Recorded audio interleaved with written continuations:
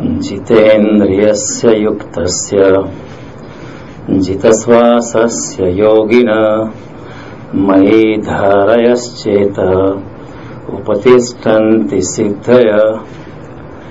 जो योगी जितेंद्रिय है, जो योगी ने अपने श्वास को भी जीत लिया है, और जो योगी मेरे साथ जुड़ा हुआ है, one who is align with me, और जो योगी हमेशा अपनी चेतना में, अपने हृदय में, अपने अंतःकरण में सदा के लिए सदाकाल मुझको धारण किए हुए है, उसके लिए, ऐसे योगी के लिए सिद्धियां जो है अपने आप उपलब्ध होती है। उपतिष्ठन्ति सिद्धया, ऐसा भगवान कहते हैं। ये भगवान का वचन है श्रीमद् भागवत में। उद्धव जी पूछते हैं कि हे कृष्ण, अभी तो आप चले जाने वाले हो, कलयुग की शुरुआत होने वाली है, मुझे ये सवाल है कि कौन कौन सी सिद्धियां होती है, कौन कौन सी सिद्धियां किस प्रकार की धारणा करने से मिलती है, और कैसी सिद्धियां किस तरह से योगी को मिल सकती है, मुझे जानना है। तो भगवान कृष्ण पहले ही कहते हैं कि जिसकी जितेंद्रियता है, जिसका मन मेरे में लगा हुआ है, जो हमेशा के लिए मेरे साथ अलाइन हुआ है, उसको सिद्धियां अपने आप मिलती है। अभी देखो, भगवत गीता बहुत उत्कृष्ट चीज है, लेकिन सभी उत्कृष्ट चीज के सामने पत्थर फेंके जा सकते हैं। The best of the best can be drawn into mud, लोग, people can throw any argument. तो लोग सवाल पूछ सकते हैं कि ऐसे रण मैदान में कैसे कही जा सकती है, आई डोंट बिलीव इट, ये सब हम्बग है। तो मैंने अगले 2-3 प्रवचन में रण मैदान में गीता कैसी किस तरह कही जा सकती है, किस तरह अव्यक्त वाणी में कृष्ण अर्जुन को कह सकते हैं, उसे समझाने का प्रयास किया था, ताकि आपके हृदय में भी जो भी शंका, कुशंका, संशय, कुछ भी अगर डाउट बचा है वो निर्मूल हो जाए, है ना। तो आपकी भी जो श्रद्धा है वो बिल्कुल विचलित हो जाए, है ना, बिल्कुल डर नहीं। कोई आपके साथ आके बात करने लगे कि आप भी कैसे बुद्धि हो, है ना, ये कैसे आप मान लेते हो कि भगवत गीता रण मैदान में कही जा सकती है, इतने 700 लोग किस तरह कह सकते हैं। तो मैंने आपको जो समझाया था, इसी आधार से आप उसके साथ प्रेम से बात कर सकते हो, सहला सकते हो। और मानना न मानना तो फिर व्यक्ति पे आधारित है, कोई किसी को मना नहीं सकता है इस जगत में, इसलिए wisdom comes from with in.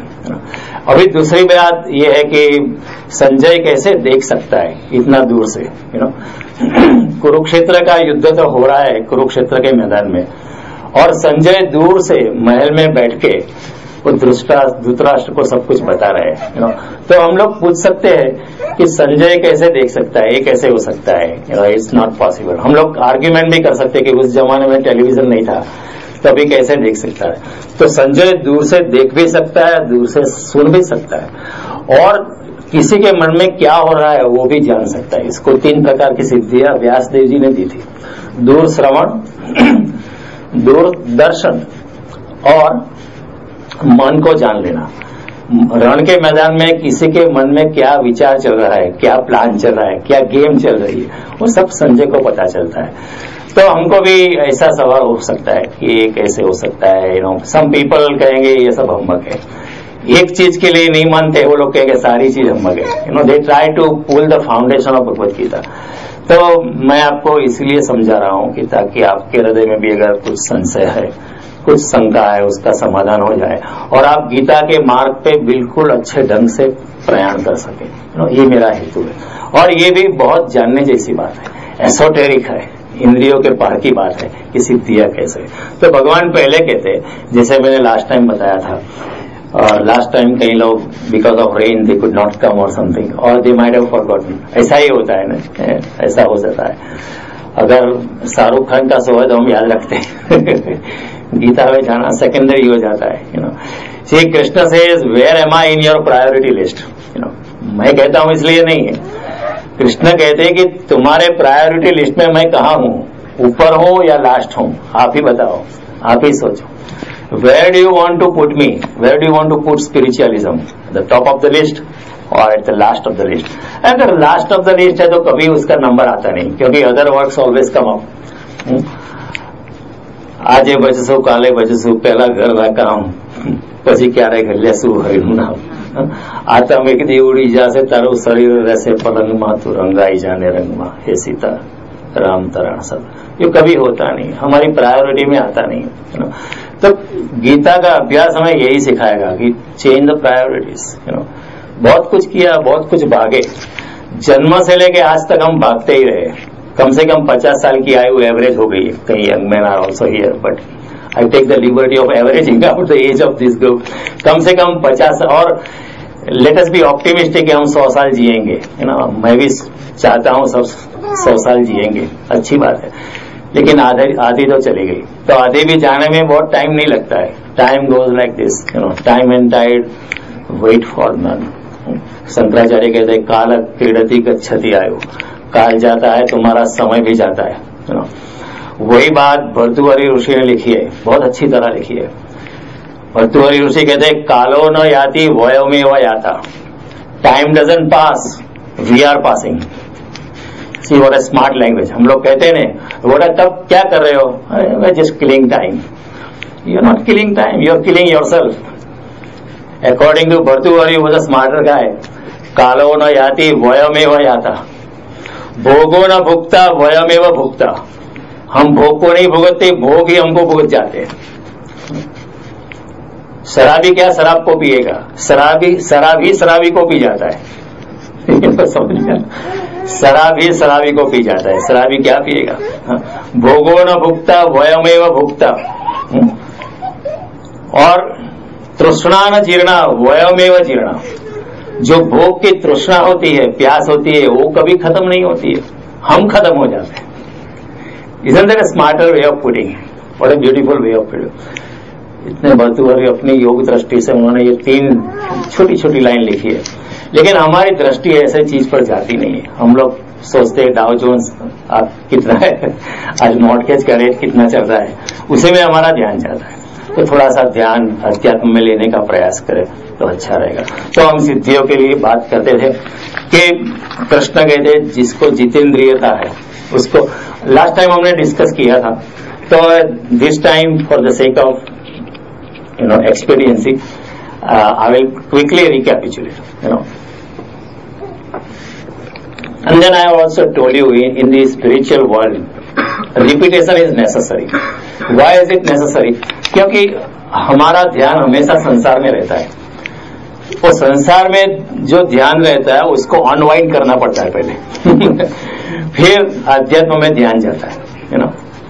तो इसलिए कई बार थोड़ा रिपीटेशन करना पड़ता है. तो कृष्ण कहते हैं जितेंद्रियता रखनी है. तो सिद्धियां अपने आप आ जाए. अभी जितेंद्रियता क्या है? जितेंद्रियता का मतलब ये नहीं कि इंद्रिय का दमन करो.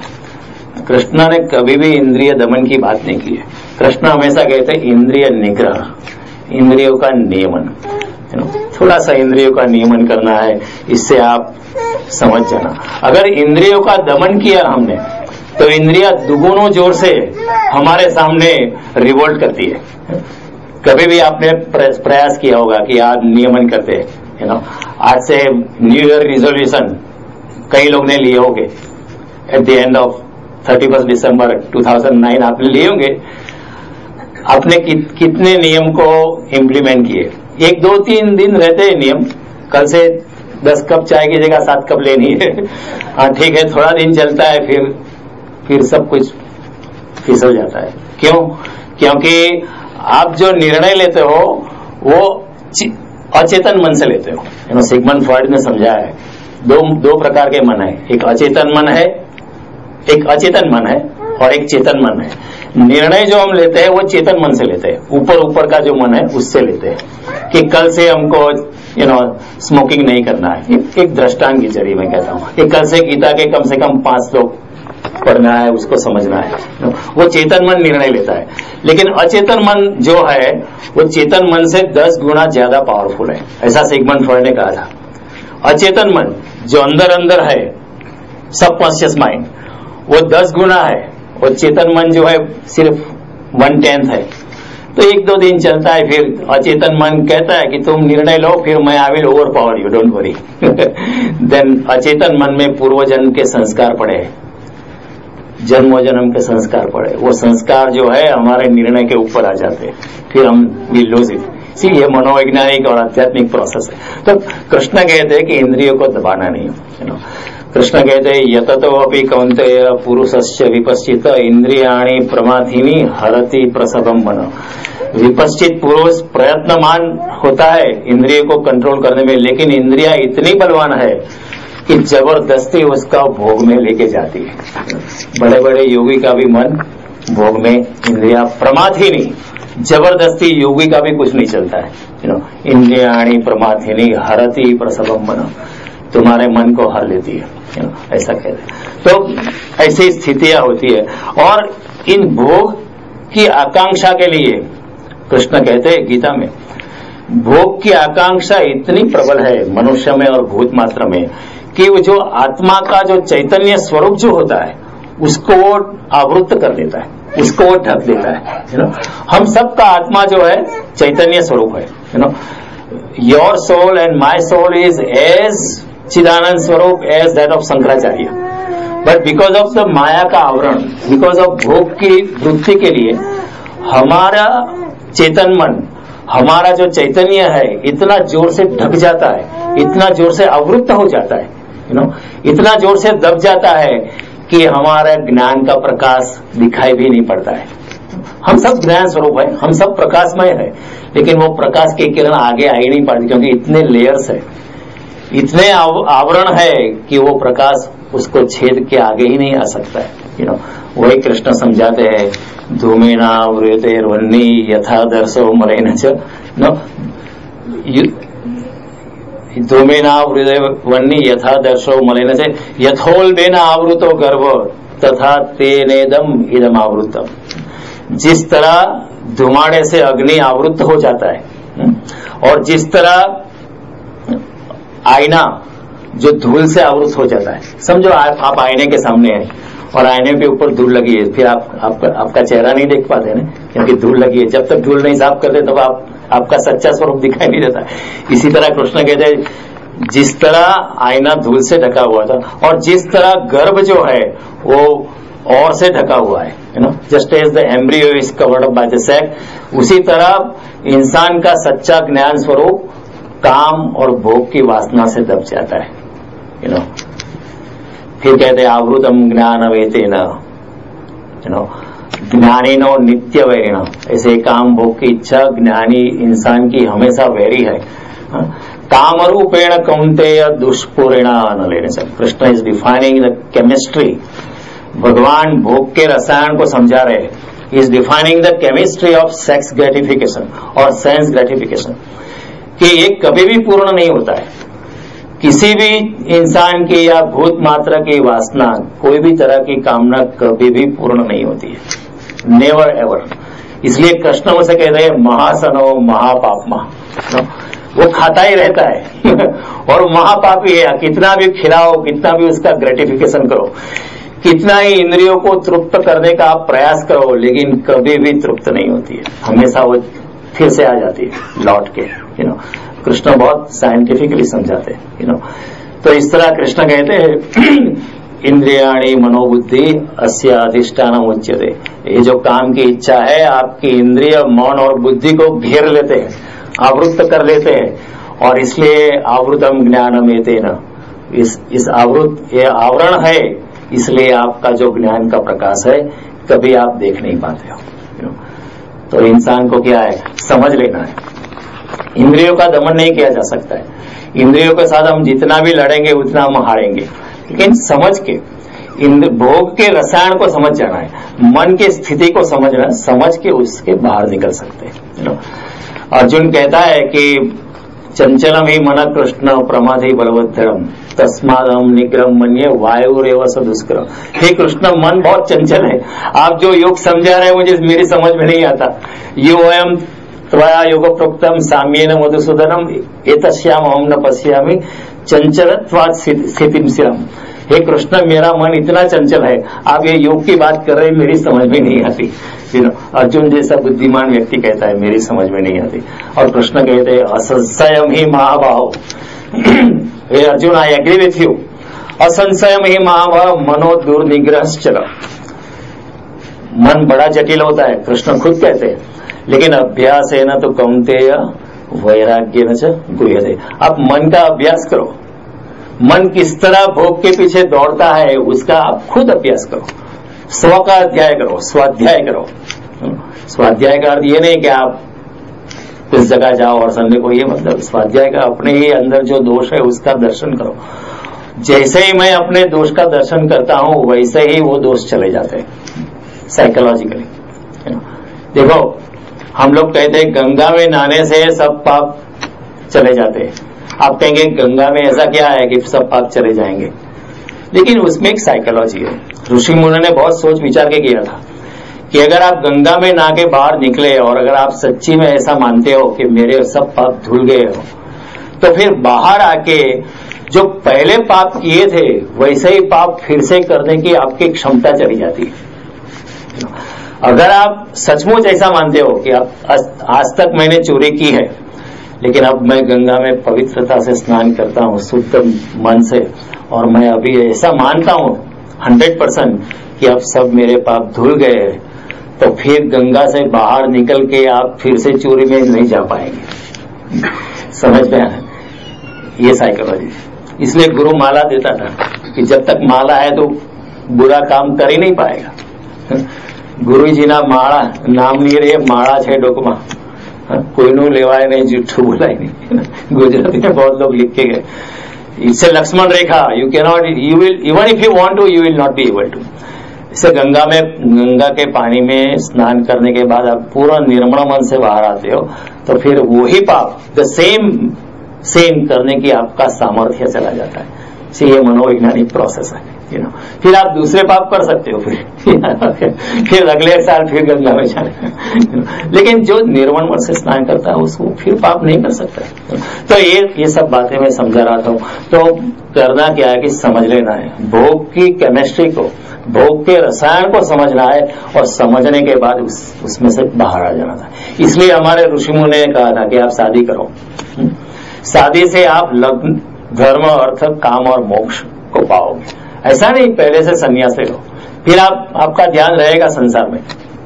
आप संसार को देख लो, ऐसा पूरी पूर्णतया देख लो, पूरी तरह भोग लो, लेकिन इस तरह भोगो, जाग के भोगो कि अभी इसमें कुछ नहीं है। समझ लो 10 साल 15 साल समझ लो कि इसमें कुछ नहीं है। फिर समझने के बाद जो वैराग्य आता है वही सच्चा वैराग्य है, वही महावीर की विरक्तता है। ऐसा वैराग क्रोध से नहीं है, घृणा से नहीं है, प्यार से है कि नहीं अब मैंने समझ लिया, अभी मुझे चॉकलेट नहीं खानी है। हम लोग कहते हैं, छोटे बच्चे हमको चॉकलेट देते हैं, लिखो वो हर्षी की चॉकलेट लेके आए, डैडी खाओ, हम कहते नहीं खानी है क्योंकि हमने बहुत खा ली। तो हम देखते हैं अभी चॉकलेट में क्या है, हम छोटे बच्चे थे तब हमको बहुत चॉकलेट खानी थी। इसी तरह योगी भी ऐसा सोचता है कि हमने बहुत भोग ली है, लेकिन भोग का रसायन हम समझ लिए, इसमें कुछ नहीं, भोग से भी आगे की चीज है, इंद्रियों से भी आगे की कुछ चीज है, बुद्धि से भी आगे की कुछ है, आत्मा में स्थिति करने का कुछ प्रयास करें। कृष्ण का हेतु यही, और ये भोग में हमारा जन्म जन्मांतर चला जाता है, अगले जन्मों में भी यही किया होगा। मैं लास्ट टाइम मैंने आपको बोला था ये जन्म में मैं शायद हाईटेक थिंग कर रहा हूँ, वेरी सोफिस्टिकेटेड थिंग। अगले जन्म में मैं शायद फार्मिंग करता होगा या कोई कपड़ा बुनता होगा, लेकिन उस जमाने में वो भी हाईटेक थिंग ही थी। तो फॉर्मेट हैज चेंज, कोई गुणात्मक परिवर्तन नहीं है। I am sitting in front of a computer and doing my thing. मैं शायद पुराने जन्म में कोई हल चलाता होगा, गायों को चराने लेके जाता होगा, लेकिन उसके पीछे भी मेरी काम तृष्णा थी, कुछ पाने की तृष्णा थी, वो आज इस जन्म में भी है। तो कोई गुणात्मक परिवर्तन नहीं है, there is no qualitative change. The format of my life has change, मतलब there is no qualitative change. Krishna says change yourself internally, qualitatively. अपने अंदर गुणात्मक ट्रांसफॉर्मेशन अगर आप करोगे तो कृष्ण कहते हैं बाहर की दुनिया अपने आप बदल जाएगी। Don't worry about changing the outside world and outside people, you just change yourself, the external world will follow you. जो भी आप अंदर से है वो ऐसा ही बाहर का जगत हो जाएगा, अपने आप हो जाएगा। फिर सुख ही सुख है। अगर आप अंदर से सुख में है तो बाहर कितनी भी आपदा भी है आपको परेशान नहीं कर पाएगी। आप अपनी योग निद्रा में होंगे, आप अपनी स्थित प्रज्ञता में होंगे, कृष्ण का यही मैसेज है। तो कृष्ण कहते जरा जागो, भागना नहीं है। शंकराचार्य जो कहते वही कृष्ण कहते, कोई भेद नहीं उन्होंने। तो ये सब बातें मैंने समझाई थी कि सिर्फ दिशा को बदलना है। कृष्ण कहते इंद्रियाणाम ही चरंताम यन मनोनु विधेयते तदस्य हरति प्रज्ञा वायुर्नाव इव अंबसी। जो इंसान भोगों के पीछे ही दौड़ता रहता अंधे की तरह, उसकी प्रज्ञा, तदस्य हरति प्रज्ञा, उसकी प्रज्ञा, उसकी जो आत्मबुद्धि है वो चली जाती है, उसका जो विवेक है, उसकी जो बुद्धि है वो चली जाती है। और उसकी हालत कैसी होती है? वायुर्नाव इव अंबसी। अंब यानी पानी। जैसे पानी में नौका होती है सड़ के बिना, सड़ बिना ही नौका, पवन इस तरह है तो उस तरह चली जाएगी, अगर हवा इस तरह है तो उस तरह, कोई कंट्रोल नहीं है।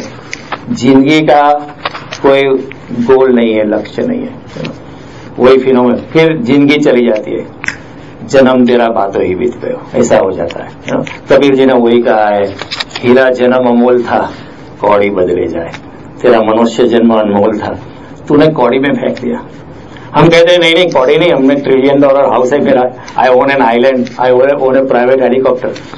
कबीर जी के ये सब कौड़ी है, कुछ साथ में आने वाला नहीं है, यहां ही छोड़ के जाना है। साथ में क्या आएगा?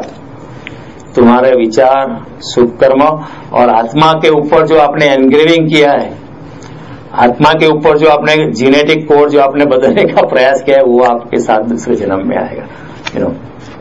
जिस तरह एक फूल से दूसरे फूल में सुवास जाती है, उसी तरह आत्मा एक शरीर के दूसरे शरीर में चला जाता है 15 अध्याय में। तो जितेंद्रियता का मतलब ये है, लड़ना नहीं है, समझना है।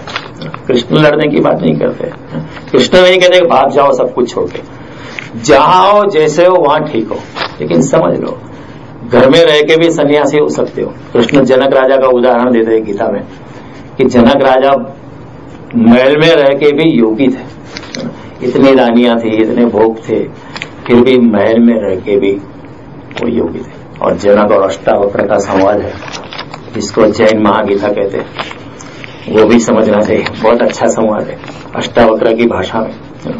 तो ये सब बात है। दूसरा कृष्ण कहते हैं कि जित श्वासस्य देह। तो मैं आपको समझा रहा था, देखो लास्ट टाइम मैंने ये बात समझाई नहीं थी, मैं आपको समझाता हूं कि शब्द स्पर्श, इंद्रिय को समझो। इंद्रिय क्या है? तो जित श्वासस्य आपको समझ में आ जाएगा। जित श्वासस्य योगिनो जो कृष्ण कहते हैं उद्धव जी को, वो आपको समझ में आ जाएगा।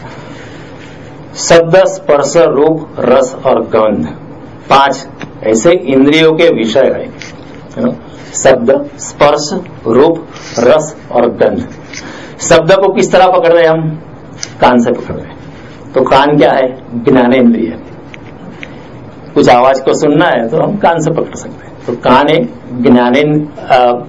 वो घ्राणेन्द्रिय, कैसे ज्ञान की इंद्रिय है। शब्द, स्पर्श, स्पर्श को हम कैसे पकड़ते हैं? त्वचा से। तो त्वचा स्पर्श करती है, तो त्वचा क्या है? चमड़ी क्या है? ज्ञानेन्द्रिय, ज्ञान की इंद्रिय, आपको ज्ञान होगा। शब्द, स्पर्श, रूप, रूप कैसे पकड़ते हैं? आंख से। तो आंख भी क्या है? ज्ञान इंद्रिय है, इसलिए आंख को भी ज्ञान इंद्रिय कहते हैं। रस, रस यानी जो खाते पीते हम, 5 प्रकार के रस, पचानन्यम चतुर्विधम जो भगवान कहते हैं गीता में, तो वो कैसे पकड़ते हैं हम? जीभ से, जीवा से।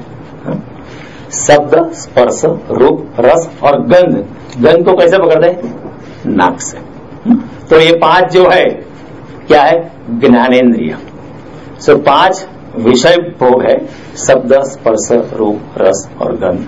फिर 5 भोग के लिए पकड़ने के लिए 5 ज्ञानेन्द्रिय है। फिर 5 जो है कर्मेंद्रिय है, हाथ, पांव, मुख चबाते, वो कर्म इंद्रिय। फिर जननेन्द्रिय है और उत्सर्ग अवय है, एक्सक्रीटरी ऑर्गन्स। तो ऐसे 5 कर्मेंद्रिय है जो कर्म करते हैं। सो 5 इंद्रियों के विषय है, 5 ज्ञानेन्द्रिय है, 5 कर्मेंद्रिय है और 5 महाभूत है, पृथ्वी, जल, अग्नि, वायु, अवकाश। पृथ्वी यानी सॉइल। फिर सॉइल में भी there are 108 elements, the modern science, but these are the 5 major, 5 महाभूत। आज का विज्ञान कहते हैं आप you might have studied your periodic table, 108 elements.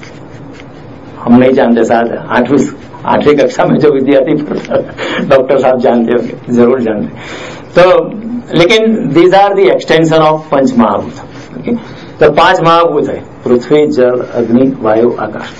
तो 5 विषय के भोग है, 5 ज्ञानेन्द्रिय, 5 कर्मेंद्रिय, 5 महाभूत कितने हुए? 20 हुए। हाँ 20 हुए। 5 भोग के विषय जो है, 5 विषय, 5 ज्ञानेन्द्रिय, 5 कर्मेंद्रिय और 5 महाभूत, ऐसा 20 हुआ। फिर मन है, ये सब होगा, लेकिन मन नहीं होगा तो कुछ नहीं होगा ना। भोगने के लिए कौन जाता है? मन जाता है ना। मन इज द कंट्रोलर ऑफ इंद्रिया। मन है, बुद्धि है, फिर अहंकार है, मैं हूं ऐसा बोध। देखो इसमें भी चैतन्य है, कुर्सी में भी चैतन्य है, मेरे में भी चैतन्य है, लेकिन कुर्सी को बोध नहीं है कि मैं हूं, दैट आई एम एग्जिस्टिंग, ऐसा उसको बोध नहीं है। मुझे बोध है कि मैं हूं इस मनुष्य स्वरूप में मैं हूं है। तो अहंकार थोड़ा मेरा है। सो मन, बुद्धि, अहंकार, फिर और महत तत्व जो परमात्मा तत्व, आत्मा परमात्मा तत्व, इस तरह 24 तत्वों से सृष्टि है। समझ में आता है? 24 तत्वों से सृष्टि है। तो ये मैंने 5 ज्ञानेन्द्रिय बताई, शास्त्रों में लिखी है, लेकिन कुछ योगी है वो सोच के और भी बताते, बोले 6ठी भी इंद्रिय ज्ञानेन्द्रिय है। एक इंद्रिय ऐसी है जो हम देख नहीं पाते, लेकिन हमारे हृदय के स्थान में है, उसको हम कहते हैं भावेंद्रिय, भाव की इंद्रिय। किसी के साथ आपको प्यार हुआ है तो आप क्या कहेंगे? आप अपना हाथ इधर रख के कहते हैं आई लव यू, मैं आपसे प्रेम करता हूं। कभी आप ऐसा कहते हैं आई लव यू दुनिया के किसी भी कोने में, अगर अफ्रीका में भी जाओ या यहाँ हो या इंडिया में जाओ या जापान में जाओ, everybody irrespective of any race or sex or anything, everybody says I love you by putting your hand on your, even we sing the national anthem in US by putting our hand here. तो भावेंद्रिय है ऐसा यहाँ। और दूसरी एक 7वीं इंद्रिय है, उसको कहते हैं बैलेंस की इंद्रिय, समतुलता की, या उसे कहे दिशा की इंद्रिय। सेंस ऑफ डायरेक्शन होती है, हर प्राणी में होती है, पक्षियों में ज्यादा होती, मनुष्य में थोड़ी कम होती। सेंस ऑफ, हमको जीपीएस चाहिए, लेकिन हमिंग बर्ड जो है all the way from Saskatchewan in Canada, he flies all the way to Mexico, he doesn't need a GPS system. उसको पता होता है, सेंस ऑफ डायरेक्शन होती है, लेकिन हमको जीपीएस चाहिए इधर मैं सनातन मंदिर 1 साल तक नहीं आया हूं, तो फिर अगर आना है तो फिर उसे जीपीएस में प्रोग्राम करना पड़ता है। लेकिन हमारे में भी थोड़ी है। देखो किस तरह है, आप गाड़ी में बैठे, अब अपनी आंख बंद करो और कोई और चलाता है गाड़ी, आप नहीं चलाते, फिर कार बाईं ओर टर्न लेती है तो आपकी आंख बंद है, फिर भी आपको पता चलता है कि कार बाईं ओर घूमी है। समझ आता है? अगर कार दाईं ओर घूमती है तो आपको आंख बंद करके भी वो पता चलता है कि अभी the car has taken turn to the right. तो वो एक समतुलता की भी इंद्रिय है। सो ऐसे 7 ज्ञानेन्द्रिय है। और योगी की दृष्टि से, अब कृष्ण योगी की बात करते हैं, जितेंद्रिय से युक्त स जित श्वास देहिनो योगिनो मयि धारय चेत उपतिष्ठन्ति सिद्धया, ओके, उसको सिद्धियां मिलती है। तो 7 और भी इंद्रिया है जो अपने हर इंसान के शरीर में, वो इंद्रिया है 7 चक्र। हर इंसान के शरीर में 7 चक्र सर्पाकार 2.5 आई थिंक 3.5 राउंड के फॉर्मेट में छुपी पड़ी है, हमको दिखाई नहीं देती। लेकिन श्वास जीतने की प्रक्रिया में योगी की कुंडलिनी जागृत हो सकती है। वो सर्प की तरह है, जैसे ही जागृत होती है वैसे, जैसे सर्प कैसे खड़ा हो जाता है, इसी तरह वही शक्तियां, कुंडलिनी शक्ति जागृत होके खड़ी हो जाती है। तो फिर एक 7 चक्र इंसान के शरीर में है, इंसान के शरीर में, ये प्राणी के शरीर में नहीं है। So we are privileged, don't let that privilege go away. केवल मनुष्य के शरीर में एक कुंडली है, प्राणियों के शरीर में नहीं है, उनको तो बोध ही नहीं होता है। तो don't let that opportunity go. जन्म तेरा बातों ही बीत गयो, डोंट लेट इट हैपन। हीरा जन्म अमोल था, कौड़ी बदले जाए, don't let Kabir ji prevail. He will be happy too that we proved him wrong. तो एक मूलाधार चक्र है जो जनेंद्रिय और गुदाद्वार के बीच में हर इंसान के अंदर रहता है, जिसको मूलाधार कहते हैं। फिर एक स्वादिष्टान चक्र है जो जनेंद्रिय और नाभि के बीच में स्वादिष्टान चक्र है। फिर एक नाभि चक्र है, उसको मणिपुर चक्र भी कह सकते हो, वो चक्र भी जागृति किया जा सकते हैं। फिर यहाँ हृदय चक्र है, उसको अनाहत चक्र भी कहते हैं। और फिर यहाँ आज्ञा चक्र है, उसके पहले यहाँ विशुद्ध चक्र है गले में, और फिर यहाँ आज्ञा चक्र है, और ऊपर है सहस्त्रार। इस तरह योगी अपनी आत्मा की जागृति से, प्राणायाम के नियमन से इन 7 चक्रों की जागृति कर सकता है। और जिसका एक चक्र जागृत हो गया उसको क्या होता है, देखो 7 तो ज्ञानेन्द्रिय है ही आपके पास, एक चक्र जागृत अगर हो गया तो क्या हो, एक 8वीं ज्ञानेन्द्रिय आपके पास आ गई। फिर आप बहुत कुछ यहाँ बैठ के क्या हो रहा है अपने घर में देख सकते हो, वो वीडियो सर्वेलेंस नहीं चाहिए, आप देख सकते हो। फिर दूसरा चक्र अगर जागृत हो गया तो फिर 7 + 2 9 ज्ञानेन्द्रिय हो गई।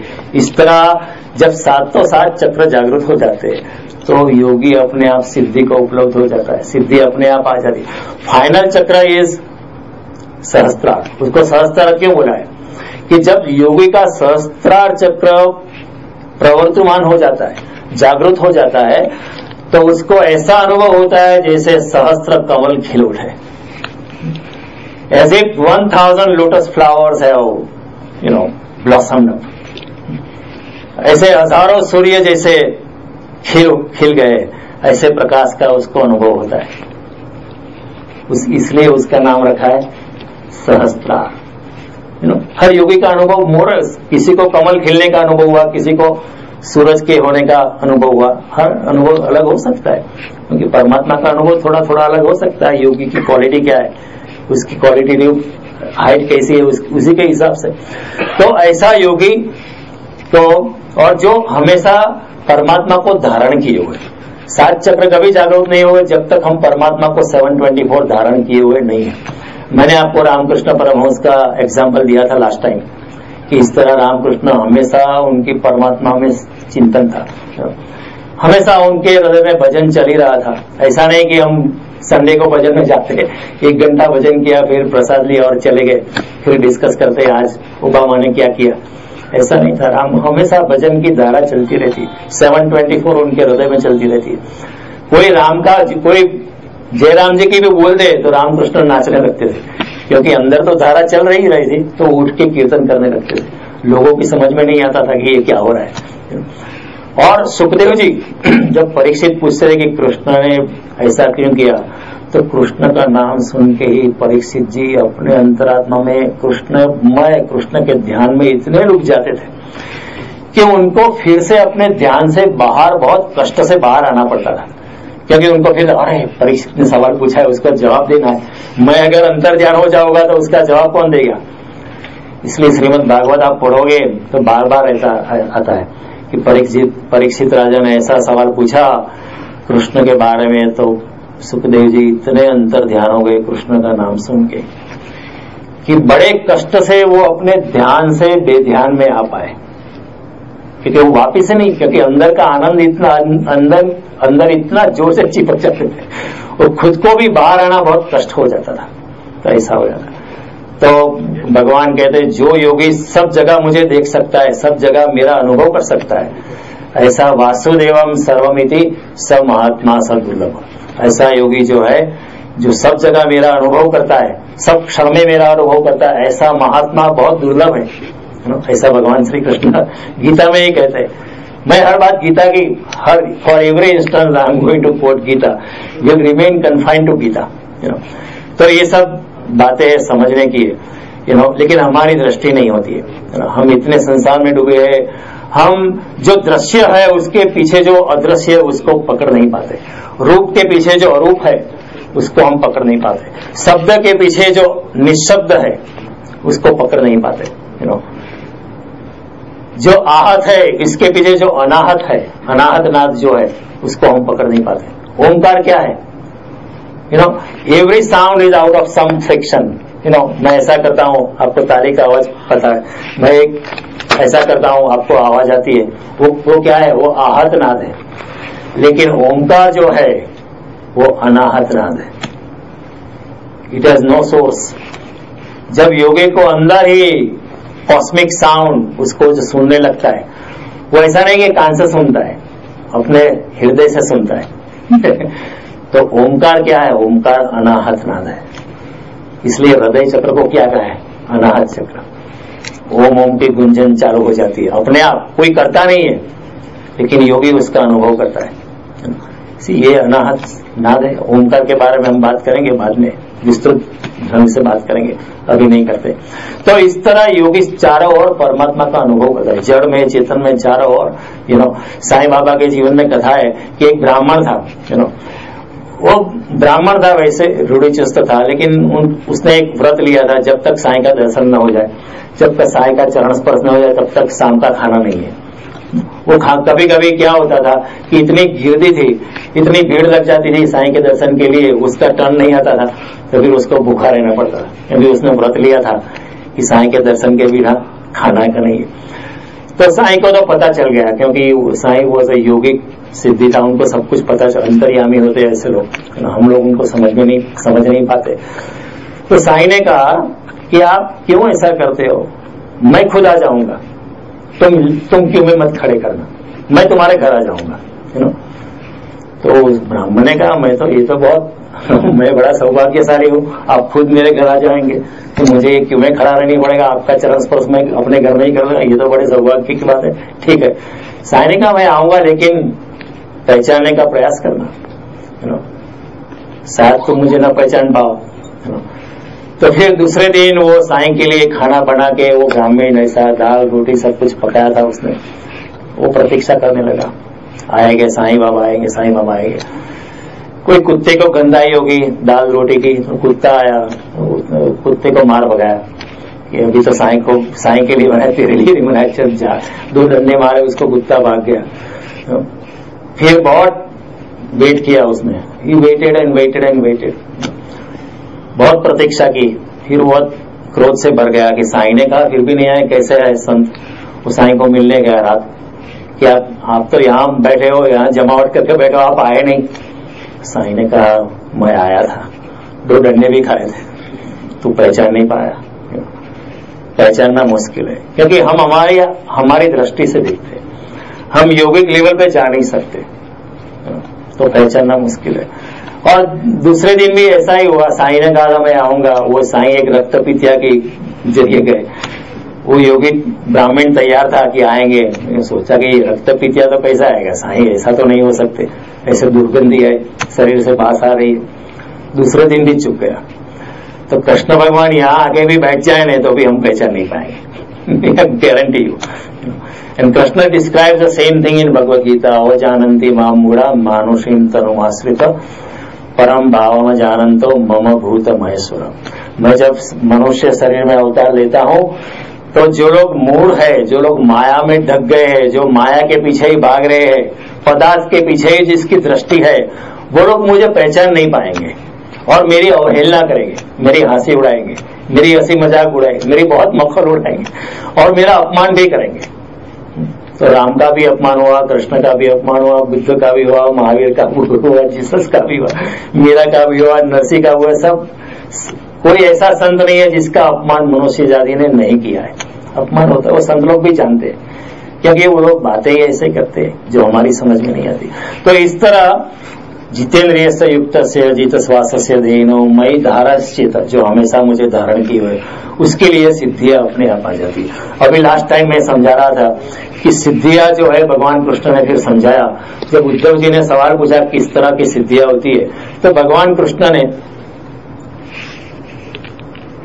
बड़े प्यार से कहा कि उद्धव जी 18 प्रकार की सिद्धियां होती है, इसमें से 8 प्रकार की सिद्धियां मुख्य होती है, 10 प्रकार की सिद्धियां सेकेंडरी है। एंड देन फिर कृष्ण ने पहले बताया 18 सिद्धियां है, फिर प्यार से कहा और 5 भी बताता हूं, ऐसा होता है ना। कोई आता है, आप अगर दुकानदार है, कोई ग्राहक आता है, आप अगर ग्रोसरी स्टोर चला रहे हैं, किसी ने आपकी ग्रोसरी स्टोर से $250 का माल लिया, तो फिर आप ठीक है आपकी बीवी को भी बर्तन कॉम्प्लीमेंट्री देता हूँ, आपकी बीवी भी खुश हो जाए। घर में शायद 1000 बर्तन है, लेकिन फिर एक बर्तन बीवी खुश हो जाती है। वो कभी पड़ा रहेगा, कभी उपयोग नहीं होने वाला है, लेकिन on the spot the wife become so happy, हाँ अच्छा एक વધારે વાસણ મળી, ऐसा होता है। तो कृष्ण ने क्या कहा कि 18 सिद्धियां है। फिर बाद में उद्धव जी की निर्मलता देख के कहा कि फिर और 5 सिद्धियां भी तुम्हें बताता हूं कैसा। तो 18 सिद्धि में से भगवान कहते हैं 8 मुख्य सिद्धियां है, 10 सेकेंडरी है और 5 फिर तीसरे टाइप की है जो किसी को भी मिल सकती है। तो मैंने सिद्धियों के बारे में आपको समझाया था। तो जल्दी से because I want to go to the next topic next time. तो सिद्धियां जो है, क्योंकि ये सेशन में जो है मुझे आपको इंद्रिया क्या है, ज्ञानेन्द्रिया क्या है, कर्मेंद्रियता क्या है, 7 चक्र का है, वो मुझे आपको समझाना था, वो मैंने आपको समझाया।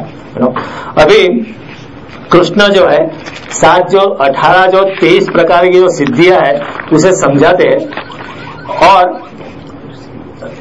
पहले 8 सिद्धि मुख्य है। पहली सिद्धि है 8 में अणिमा नाम की सिद्धि है, वो मैंने बताया था आपको, लेकिन किस प्रकार मिलती है वो भी कृष्ण ने समझा है। इधर ब्लैक एंड व्हाइट में लिखा है, okay, it is return in black and white, फिर भी हमको पता नहीं चलेगा। We will not be able to decode it, we will not be able to decipher it. क्यों? क्योंकि हमारी जितेंद्रियता नहीं है, हमारा योगीपन नहीं है, हमारे इतने परमात्मा में स्थिति नहीं है, इसलिए हम उसको डिकोड नहीं कर पाएंगे। इधर लिखा है, मैं आपको ट्रांसलेशन करूंगा, अगर आपको पता चले मुझे भी बताने का कृपा करना, क्योंकि ये मैं भी जानना चाहूंगा। तो भगवान कहते हैं पहली सिद्धियां जो है अणिमा नाम की सिद्धि है, जिसमें योगी बड़ा सूक्ष्म देह धारण कर सकता है, इतना सूक्ष्म कि आप देख भी नहीं सकते। अपना देह इतना छोटा कर सकता है कि हमारी ह्यूमन आई से हम देख भी नहीं सकते। जैसे हनुमान जी मच्छर हो गए, उदाहरण के तौर पर, जैसे हनुमान जी के पास 8 सिद्धियां थी, हम कहते हैं 8 सिद्धि नवनिधि के दाता, असवर जानकी माता। तो हनुमान जी एकदम सूक्ष्म हो गए थे, इससे भी सूक्ष्म हो सकते हैं, तो ये अणिमा नाम की सिद्धि। अब वो कैसे मिलती है, मैं आपको इधर कृष्ण जो समझा रहे वो मैं आपको समझाने जा रहा हूं। कृष्ण कहते हैं कि जो योगी शब्द स्पर्श आदि 5 सूक्ष्म भूतों रूपी वाले धारण करने वाले मेरे में उस सूक्ष्म भूतों के आकार वाले मन की धारणा करता है, वो सूक्ष्म भूत रूपी तन्मात्राओं का उपासक होने के कारण मेरी अणिमा सिद्धि को पाता है। इस written in coded word E is equal to MC²। उससे भी ज्यादा आइंस्टाइन ने जो लिखा है E is equal to MC², उससे भी ज्यादा ये गूढ़ है। इसलिए मैं बार बार कहता हूं, अध्यात्म विज्ञान बुद्धि से पकड़ नहीं पाएंगे हम, केवल शुद्ध अंतःकरण से मिलेगा। जब अंतःकरण बिल्कुल शुद्ध होता है, बिल्कुल निर्मल होता है, तभी ही परमात्मा का आविर्भाव होता है, वहां तक कुछ नहीं होता है, वहां तक कुछ भी नहीं होता है। जब तक हृदय की शुद्धता नहीं है, तब तक कितनी ही बुद्धि लड़ाओगे, ये सब सिद्धि मिलने वाली नहीं है। और ये सिद्धि जो है अपने इंटेलिजेंस से ज्यादा है, आप तो मानते हो ना। कोई भी इंसान ऐसा सूक्ष्मदेह कैसे कर लेगा। एक आदमी ने सवाल पूछा था कि अगर हनुमान जी मच्छर हो गए तो फिर राम जी ने जो वीटी दी थी, जो रिंग दी थी, अंगूठी दी थी सीता जी को बताने, उसका क्या हुआ? हनुमान जी अगर मच्छर हो गए तो हनुमान जी के पास जो अंगूठी जो थी, अभी तो सीता जी को मिलना नहीं हुआ था, तो उसका क्या हुआ? फिर हमारी बुद्धि ऐसा ही सवाल पूछेगी चुल्लू चुल्लू से, stupid questions in my mind. Okay, ऐसे इंटेलिजेंट लगता है सवाल, लेकिन इंटेलिजेंट नहीं, बहुत पूछने में ही भ्रांति है, तुम्हारा सवाल ही मिसडिरेक्टेड है। जो इंसान अपने शरीर को सूक्ष्म कर सकता है, जो अपनी आंख, नाक, फेफड़े, अपने पांव, हाथ सब कुछ सूक्ष्म कर सकता है, उसको अंगूठी जो जीवित नहीं है, वो निर्जीव, उसको सूक्ष्म करने में क्या है? One who can shrink himself, his live body into a smaller format, for him shrinking a little non-living ring is a piece of cake. It's eating peanuts. सोचो जरा, सवाल पूछने से पहले सोचना चाहिए। कि जो सूक्ष्म रूप हो सकते हैं खुद, उसके लिए वीटी को श्रृंखला बहुत बहुत आसान बात है।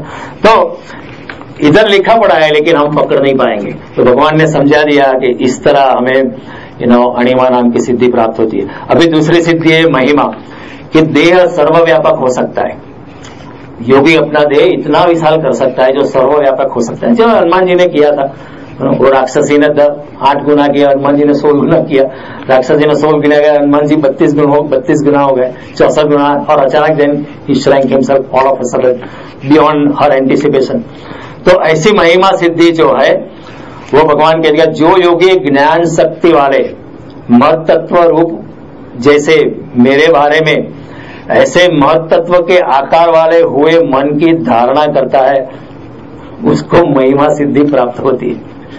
इधर लिखा है लेकिन हम लोग को पता नहीं चलेगा जब तक हमारी, क्योंकि इस जो 2 लाइन जो है ना, इस वहां उसमें 1000 स्टेप्स आर देयर हमारे लिए, वो हम पकड़ नहीं पाते, उसको महिमा सिद्धि मिलते। फिर भगवान कहते हैं लघिमा सिद्धि। लघिमा यानी आपका देह इतना हल्का हो जाए कि आप सूर्य उसको, आपको gravitation will not pull you back.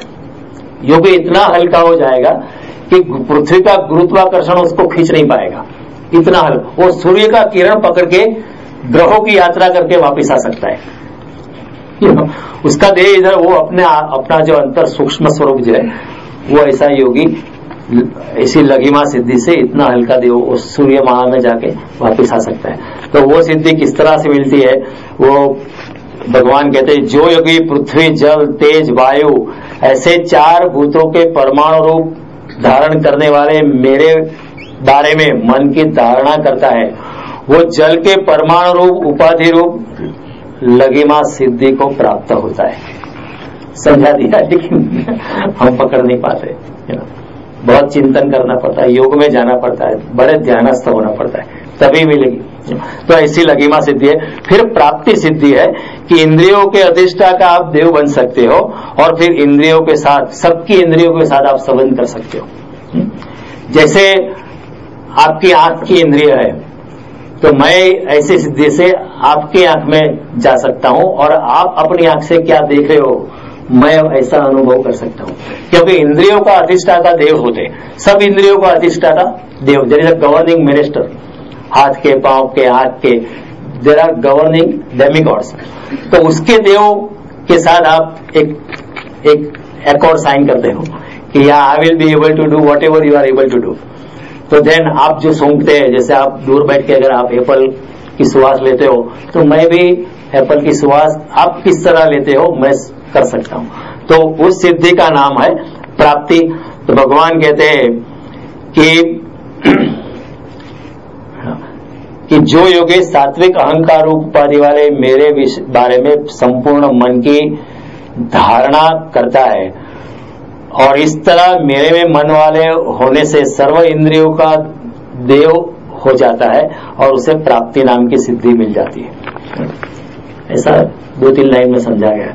फिर भगवान कहते हैं एक प्राकाम्य सिद्धि है।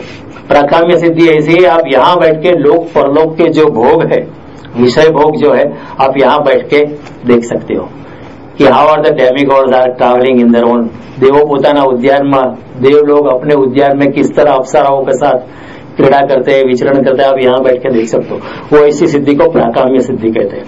और भगवान कहते हैं जो योगी क्रिया शक्तियों में जो मुख्य है, ऐसे महत्त्व रूपी वाले उपाधि वाले मेरे बारे में मन की धारणा करते हैं, ऐसे महत्त्व अर्थात सूत्रात्म रूप उपाधि वाले मेरी प्राकाम्य नाम की सिद्धि को प्राप्त होता है।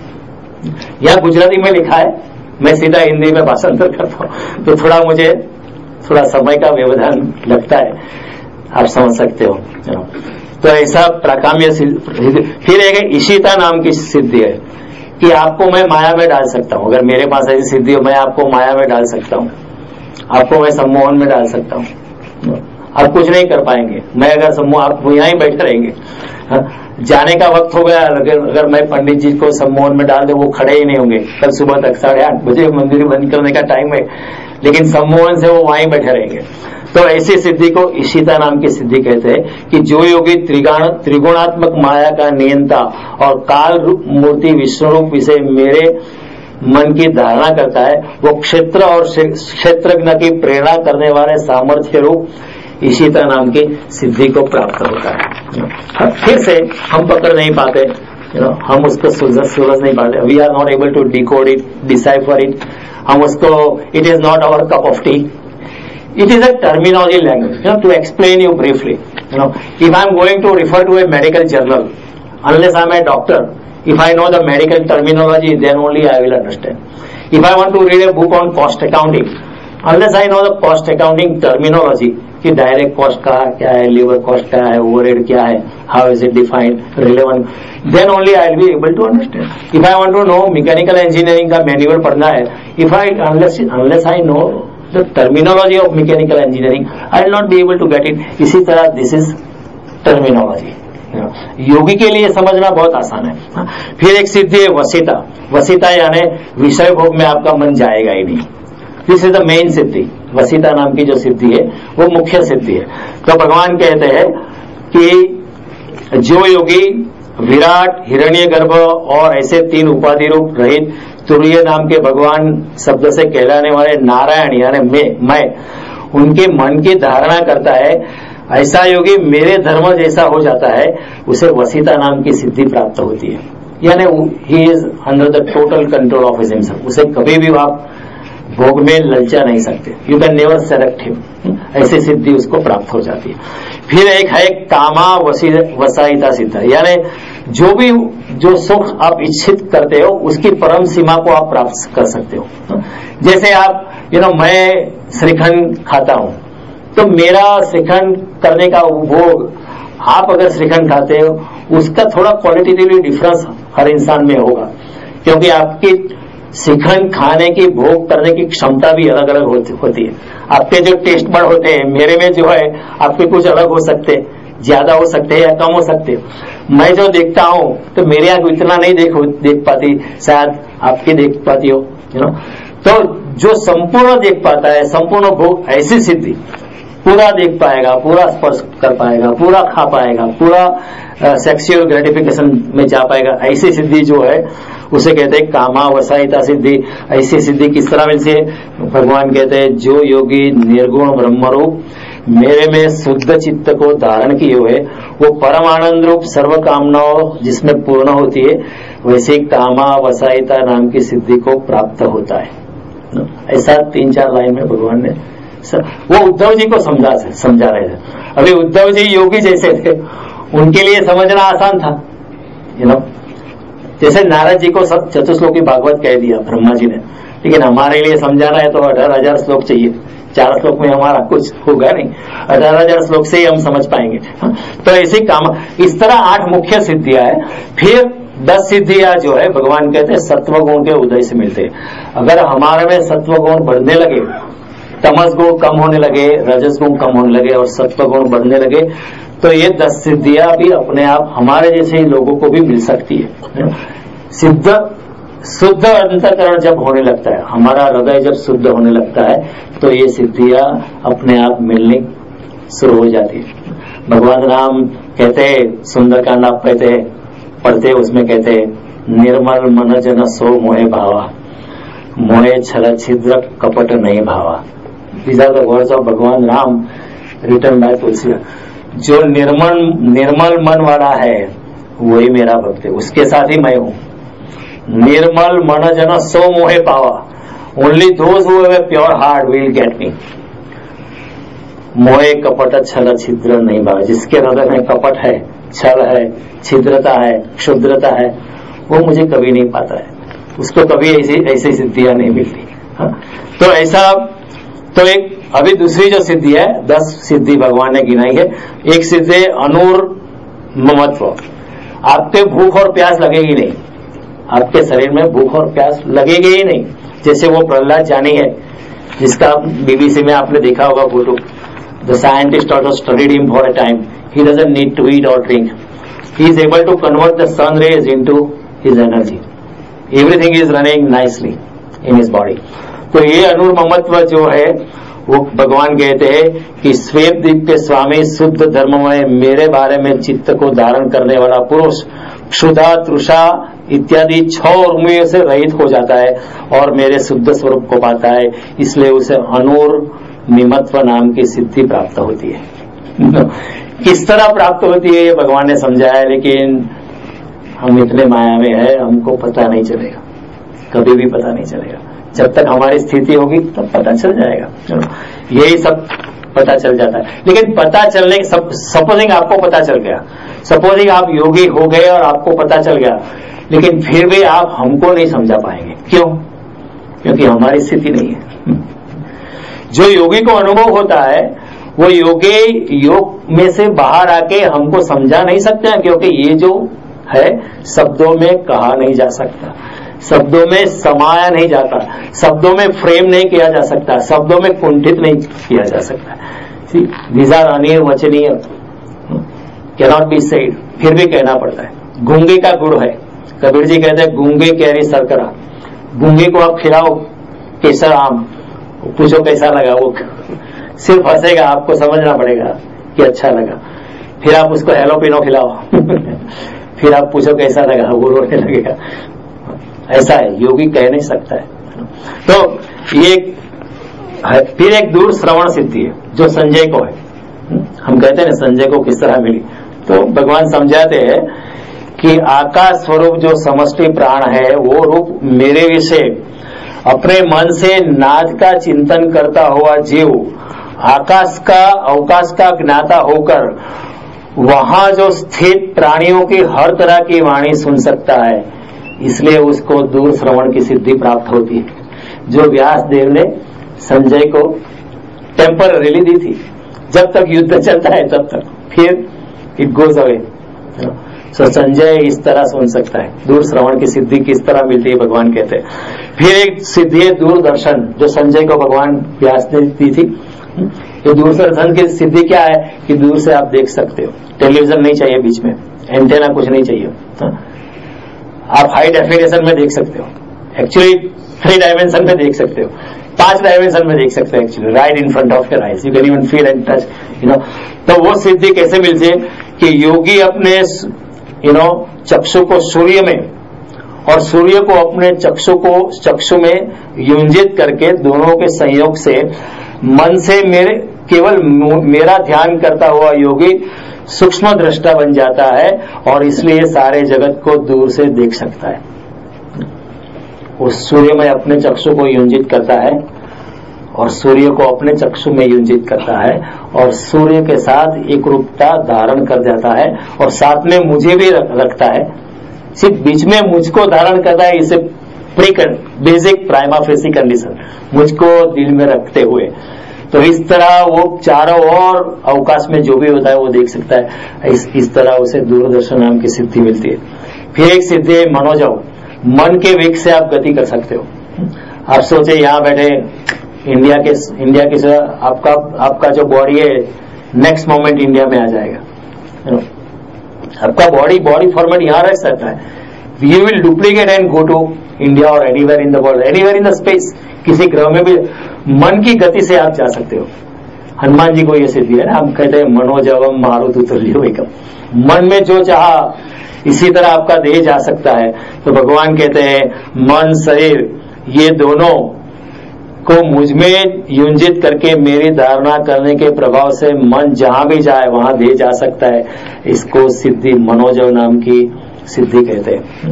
फिर भगवान कहते हैं काम रूप, जो चाहे वैसा रूप धारण कर सकता है। जैसे मैंने कहा साईं बाबा कुत्ते के स्वरूप में गए वो ब्राह्मण के घर, कोई भी स्वरूप आप चाहते हो, आप चाहते हैं कि एक मच्छर बन जाए, जैसे हनुमान जी मच्छर बन गए, यह काम रूप सिद्धि।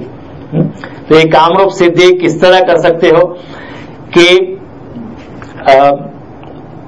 मन को मूल कारण बना के योगी देवादि रूप जो होने का इच्छा करता है, 100 मनवांछित रूप हो सकता है, क्योंकि अचिंत्य शक्ति वाले और पृथक पृथक अनेक आकारों वाले मेरे विषय उसका मन की धारणा का जो बल और तेज उसे कामरूप होने में सहायता करता है।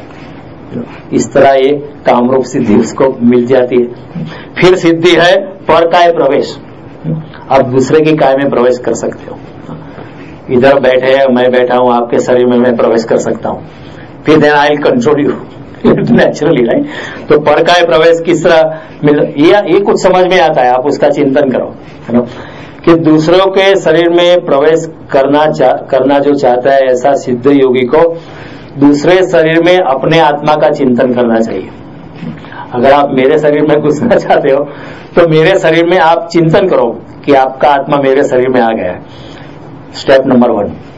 फिर दूसरा स्टेप भगवान बताते हैं विच इज डिफिकल्ट, कि उसके बाद सेकंड स्टेप इज फिर अपना शरीर को छोड़ के, अपने स्थूल शरीर को छोड़ के प्राण प्रधान लिंग शरीर उपाधि वाले वायु रूप हो जाने का। फिर क्या करने का, जैसे मैं अगर चाहता हूं आपके शरीर में घुस जाऊं तो मुझे चिंतन करना है कि मेरा आत्मा आपके शरीर में आ गया है। मैं दिनों तक महीनों तक ऐसा चिंतन करता हूं। फिर मेरे शरीर को मैं वायु स्वरूप चिंतन करता हूं कि मेरा शरीर अभी वायु स्वरूप हो गया, और जरा मन बुद्धि अहंकार उस वायु का छोटा सा क्रिस्टलाइज घनीभूत हुआ जो मास है, उसमें मेरा मन बुद्धि अहंकार इंद्रिय सब चले गए। फिर वायु स्वरूप से मैं आपके शरीर में घुस जाऊंगा, क्योंकि आत्मा तो वहां चला गया मेरा। फिर वो वायु आपके नाक से या मुख से के देह में 9 द्वार है, किसी भी द्वार से फिर आपके शरीर में है, स्टेप नंबर 2। लेकिन वो मुश्किल है, अगर मैं चला भी जाऊं फिर वापस न आने का मुझे पता नहीं चला।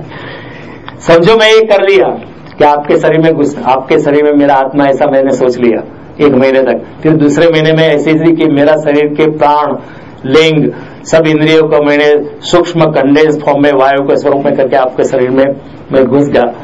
लेकिन फिर बाहर कैसे निकलूं? अगर वो सिद्धि नहीं है, वो अभिमन्यु जो कोठे में फंस गया था वैसा ही मैं फंस जाऊंगा, मर जाऊंगा आपके शरीर में, मैं मर जाऊंगा, आप तो जिंदा रह जाएंगे।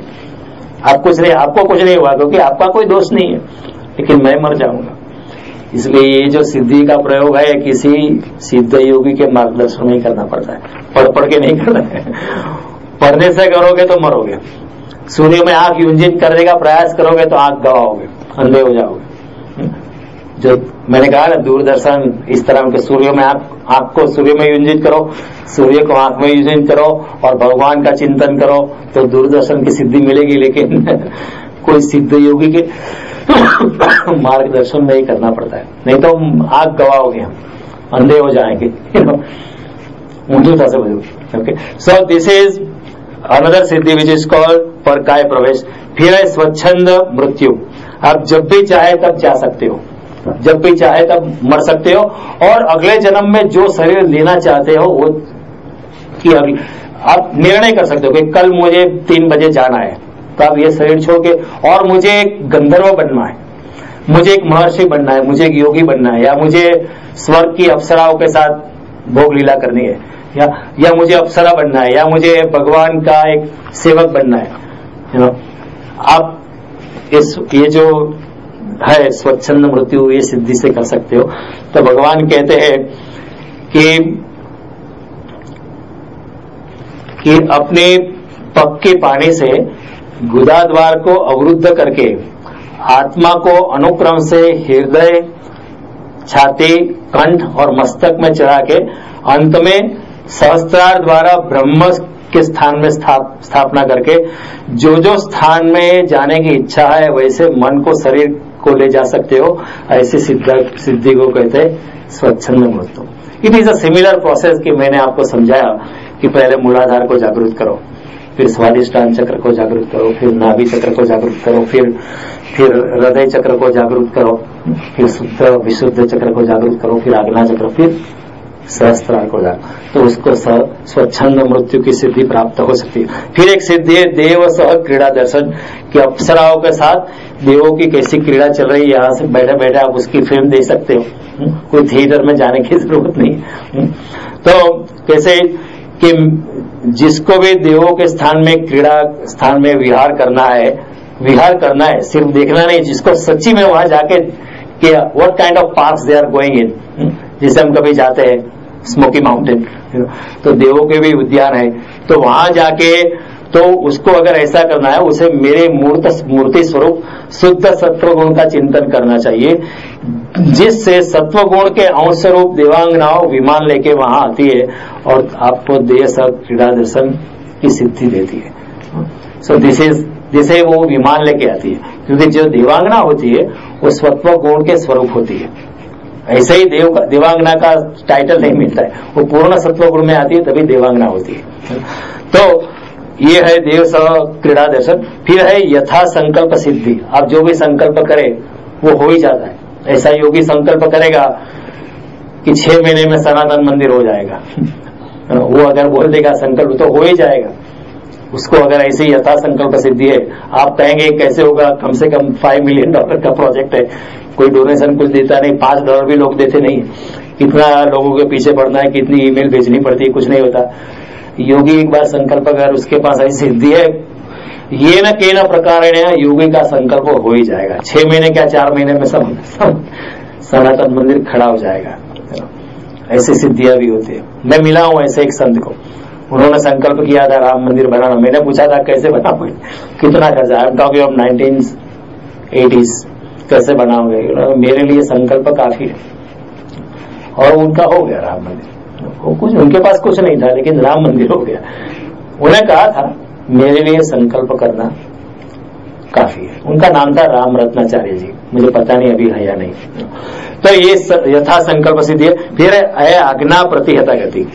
योगी को ऐसी सिद्धि मिलती है कि जो आज्ञा वो आपको करेगा वो आप वही करोगे। आप इतने हिप्नोटाइज हो जाओगे कि आप घर का काम छोड़ के, बीवी बच्चे छोड़ के भी उसका ही काम करोगे।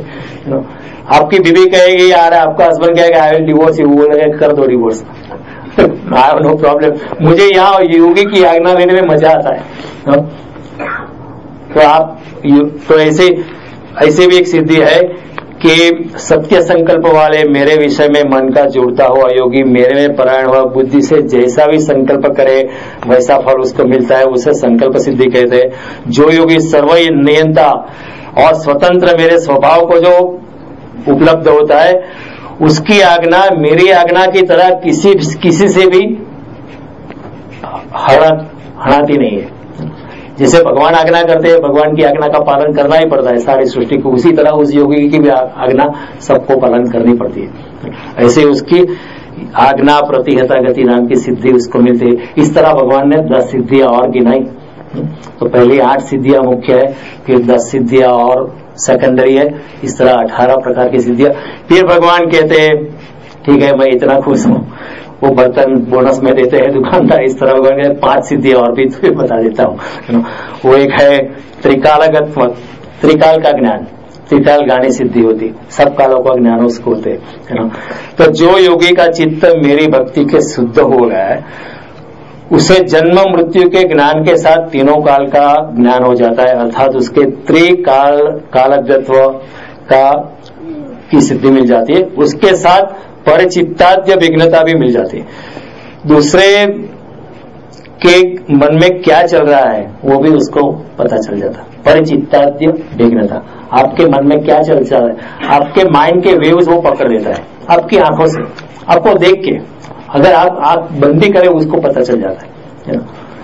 तो वो ऐसा परिचित्ताद्य विघ्नता। I have experience this, not that I did it, but somebody came to me, he was saying I'll tell you things about you, so I played a game with him, क्योंकि मैंने सोचा ऐसे बहुत लोग आते हैं कि they will tell me about me, तो मैंने सोचा उसने पूछा, उन्होंने कहा कि आपको जो पूछना है वो पूछो, तो मैंने एक गूगली बॉल फेंका मैंने कहा आपको जो बताना है वो बताओ, मुझे कुछ नहीं पूछना है।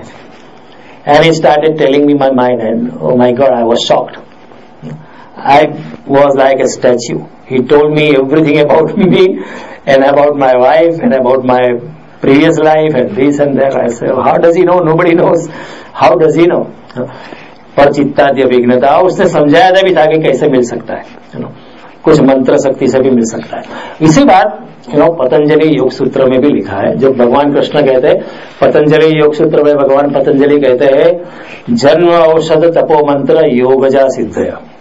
सिद्धियां जन्म से, औषध से, तप से, मंत्र से और योग से भी मिल। जो सिद्धियां जन्म से, मंत्र से, औषध से और तप से मिलती है, वो सब सिद्धियां योग से भी मिलती है। तो भगवान यहाँ योग से जो सिद्धि मिलती है सब बता देते हैं, बाकी सब जन्म से भी मिलती है। जैसे कुत्ते को सिद्धि है, आपकी गंध से आपको पहचान लेता है, हमको वो सिद्धि नहीं है।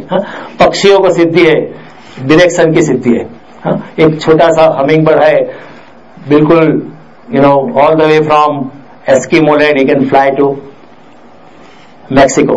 ही डजंट नीड जीपीएस सिस्टम, उसको दिशा का ज्ञान है। कुछ सिद्धियां जन्म से, जैसे हमको जन्म से सिद्धि है कि हम बोल सकते हैं, वाणी की सिद्धि है, सोच सकते हैं, विचार की सिद्धि, बुद्धि की सिद्धि जन्म से ही मिल जाती है। कोई सर्प है, उसको जहर की सिद्धि जन्म से मिलती है, हमको नहीं है वो सिद्धि। हम किसी को जहर से काट नहीं सकते, सर्प काट सकता है। कई सिद्धियां जन्म से मिलती है, कई सिद्धियां मंत्र से भी मिल सकती है, कई सिद्धियां तप से मिल सकती है, कई सिद्धियां औषधि से मिल सकती है। ऐसा कोई औषधि का जानकर आपको मिल जाए, वो आपको कोई और सिद्धि मिल सकती है। तो इस तरह त्रिकालगत्व है। और इस तरह अभी 8:30 बजे है, तो मैं दूसरी भी सिद्धि है, प्रतिष्ठम्भ सिद्धि है, वो भी भगवान ने समझा। ऐसे 4 लाइन में ही समझा है कि आप अग्नि, सूर्य, जहर की गति रोक सकते हो। योगी चाहे तो सूर्य की गति भी रोक सकता है, योगी चाहे तो अग्नि को भी रोक सकता है। You don't need a fire brigade to come. वो देखेगा अग्नि बढ़ रहा है, अच्छा नहीं, वो रोक सकता है, अग्नि को अग्ना कर सकता है, अग्निदेव की प्रार्थना करके उनको रोक सकता है, मंत्र शक्ति से भी कि आप रुक जाइए प्लीज, वो रोक सकता है। वो जल को भी रोक सकता है, जहर को रोक सकता है। वो है प्रतिष्ठब्द नाम की सिद्धि। और फिर एक सिद्धि है अपराजय सिद्धि, उसके बारे में भी कृष्ण ने बताया कि इस तरह अपराजय सिद्धि मिलती है। मैं पढ़ता नहीं हूं, 8:30 बज गए। तो भगवान कहते हैं इस तरह योगी को सिद्धि मिलती है। मैंने सिद्धियां इसलिए समझाई आपको कि आप समझ पाए कि संजय किस तरह दूर से देख सकता है, किस तरह दूर की श्रवण की सिद्धि है, दूरदर्शन की सिद्धि है, मन को पकड़ने की सिद्धि संजय को दी है भगवान ने, व्यासदेव ने। तो ये सिद्धि का भी आधार है। It is not humbug thing, it is not non scientific. वो विज्ञान से भी आगे की बात है यहाँ। E = mc² से भी आगे की बात यहाँ श्रीमद् भागवत में हमारे ऋषि मुनि ने अपनी आर्त दृष्टि से की है। तो ये मत सोचना कि ये सब बुद्धू लोग थे, ये हमारे से ज्यादा बुद्धिमान थे। They are super intelligent people, they are beyond our intelligence. तो उनकी बातों को समझने का प्रयास करो, थोड़ा सा श्रद्धा रखो। तो भगवान कहते हैं जो योगी सच्चा है वो कभी सिद्धि में जाता नहीं है। सिद्धि अपने आप होती है, लेकिन सिद्धियां जब अपने आप योगी के सामने आती है तो योगी यूज नहीं करता है आमतौर पर। हाँ, कोई बार यूज करता है आपकी श्रद्धा को जगाने के लिए। साईं बाबा ने यूज किया था, एकनाथ जी ने भी यूज की थी, सिद्धियों का उपयोग किया था। लेकिन इस तरह इसलिए नहीं कि उसको कुछ पैसा मिलेगा। Eknath ji was not a millionaire. Sai Baba sitting on a small stone, he didn't become millionaire. लोगों से उनको कुछ नहीं लेना, सिंपल सा रहते थे, अपने लिए कुछ नहीं, लेकिन आपकी श्रद्धा को बढ़ाने के लिए कभी वो लोग चमत्कार का प्रयत्न करते थे। तो एक बार ऐसा हुआ कि एकनाथ जी को लोगों ने बहुत चैलेंज किया कि आप योगी है, सिद्ध करो। एकनाथ जी ने कहा मुझे सिद्ध करने से कोई फायदा नहीं है। अब मैं योगी नहीं हूं कि या हूं, उससे क्या फर्क पड़ता है, मुझे कोई योगी नहीं कहलाना है। आपको नहीं माना है मत मानो। लेकिन लोग कहने लगे इससे ईश्वर तो नहीं है। फिर वो एक मंदिर में थे, वहां शिव जी का मंदिर था, वो नंदी भी था। तो उन्होंने बोला कि संत ज्ञानेश्वर ने ये नंदी के एक नंदी था, जीवित वो नंदी था, जीवित पाड़ा था वहां, उसके मुख से वेद मंत्र कहलाए थे संत ज्ञानेश्वर ने अपनी योग शक्ति से। पाड़ा के मुख से वेद मंत्र निकले थे। आप कल्पना कर सकते हो, हम भी वेद मंत्र नहीं बोल सकते। वो संत ज्ञानेश्वर के योग प्रभाव से वो जो पाड़ा था, जो बोल था, वो योग के मंत्र बोलने लगा। तो लोगों ने कहा ऐसा कुछ करके हमको बताओ। एकनाथ जी को ऐसा चैलेंज किया। तो एकनाथ जी ने कहा लोग आप इतना इंसिस्ट करते हो, लेकिन ये सब सिद्धियों का उपयोग मैं नहीं करता हूं, लेकिन आप इतने जब की है तो मैं आपको एक सिद्धि बताता हूं। तो उन्होंने क्या, एक घास, थोड़ा सा घास लेके आओ।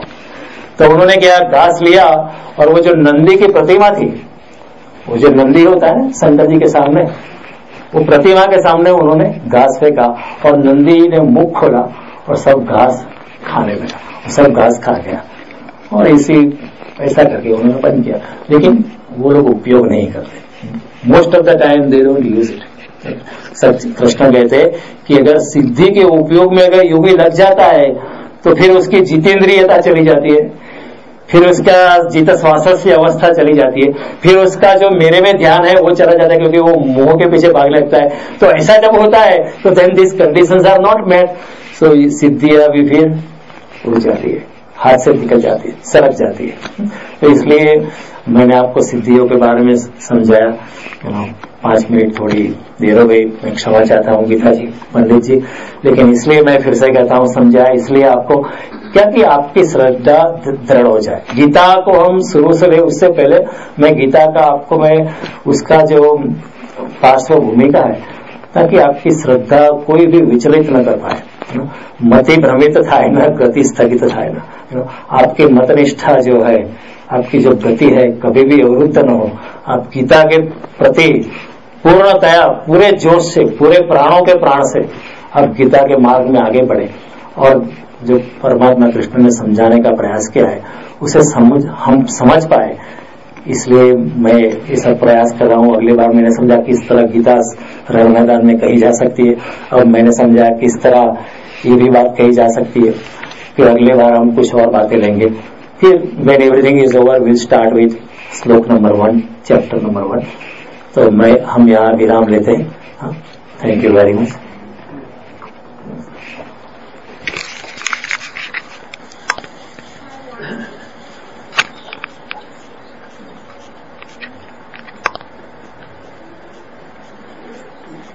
Next Tuesday, are we starting?